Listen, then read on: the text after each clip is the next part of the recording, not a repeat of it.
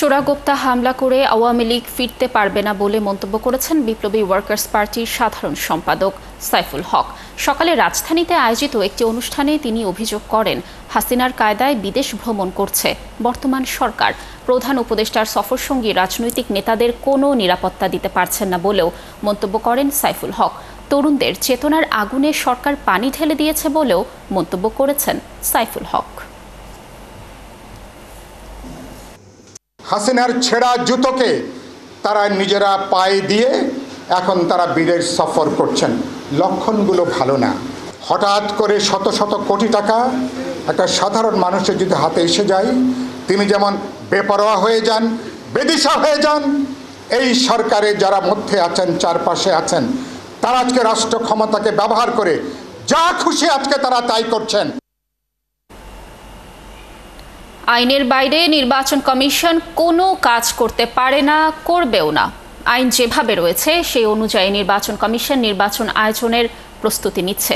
চাঁপাইনবাবগঞ্জে নির্বাচন কর্মকর্তাদের এক কর্মশালায় এসব কথা বলেন নির্বাচন কমিশনার আনোয়ারুল ইসলাম।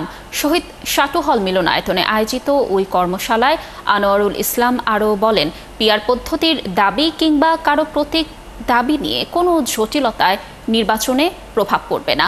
অতীতে নির্বাচনে যারা ভোট কারচুপির সঙ্গে জড়িত ছিলেন তারা আগামী নির্বাচনের কাজে অংশ নিতে পারবেন না।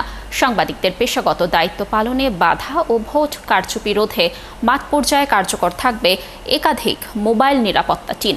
কর্মশালায় সভাপতিত্ব করেন রাজশাহী আঞ্চলিক নির্বাচন কমিশনার আনিসুর রহমান। কর্মশালায় চাঁপাইনবাবগঞ্জের জেলা প্রশাসক, পুলিশ সুপার সহ মাঠ পর্যায়ে নির্বাচনী কার্যক্রমে অংশগ্রহণকারী ৭০ জন কর্মকর্তা অংশ নেন।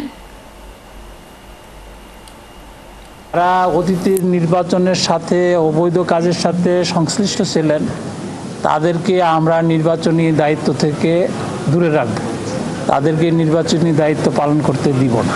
আমরা মোবাইল অ্যাপসের মাধ্যমে প্রতিটা সেন্টারে কোথায় কি হচ্ছে না হচ্ছে সেই বিষয়গুলো যাতে আমরা মনিটর করতে পারি সেই ব্যবস্থা আমরা নিচ্ছি।